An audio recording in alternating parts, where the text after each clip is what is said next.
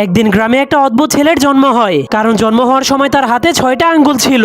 এরপর সেই ছেলেটা কিছুদিনের মধ্যেই খেলাধুলা করতে করতে অনেক বড় হয়ে যায়, কিন্তু এরপর সে যখন মাটির সাহায্যে একটা গরুর গাড়ি বানায়, তখনই হঠাৎ করে সেটা বাস্তবে পরিণত হয়ে যায়। এরপর সে ওই গরুর গাড়িতে করে অনেকগুলো ধান নিয়ে সেগুলোকে ভাঙানোর জন্য নিয়ে যায়, কিন্তু তখন তারা দেখতে পায় সেই ধানের মেশিনের মালিক পানির উপর দিয়ে হাঁটা চলা করছে। তখন ছেলেটা তাকে ডাকতে শুরু করলে সে ধান ভাঙানোর জন্য চলে আসে, কিন্তু সেই মেশিনের মালিকের কাছে কোনো চামচ ছিল না।